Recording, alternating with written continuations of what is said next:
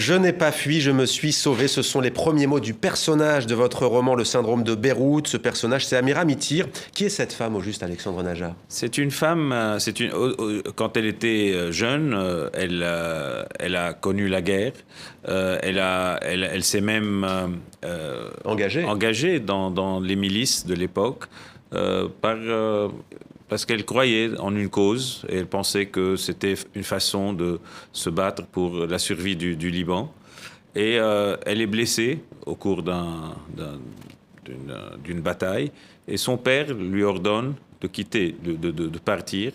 Et elle se retrouve donc à Paris, où elle travaille à l'AFP. Et à l'occasion d'une rencontre avec un grand journaliste qui était Hassan Toueni, le patron du quotidien An-Nahar, elle décide de rentrer au Liban, de revenir dans la capitale libanaise où elle est née.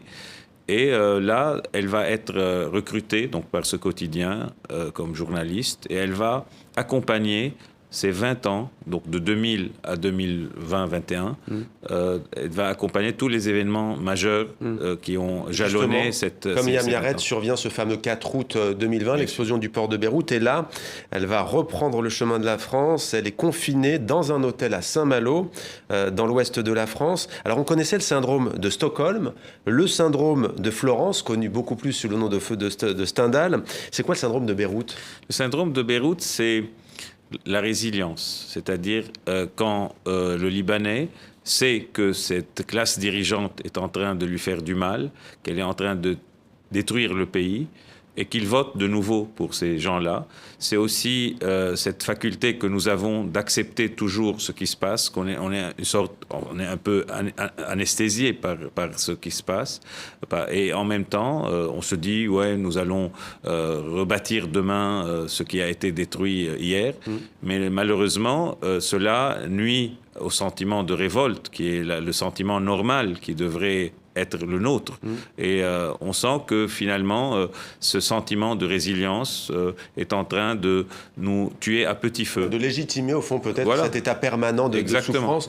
Un extrait, notre résilience est notre meilleur ennemi, m'a écrit Alfred.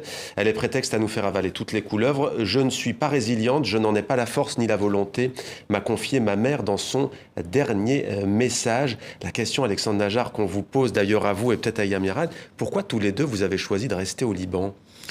Moi, je me dis, dans un de mes livres, je me dis, si on est né dans un pays, ce n'est pas un hasard.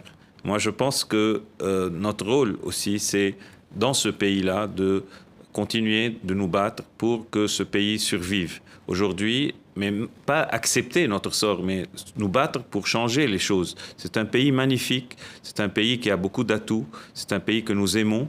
Moi, j'ai écrit un dictionnaire amoureux du Liban parce que je crois en ce pays et je n'accepte pas cette fatalité.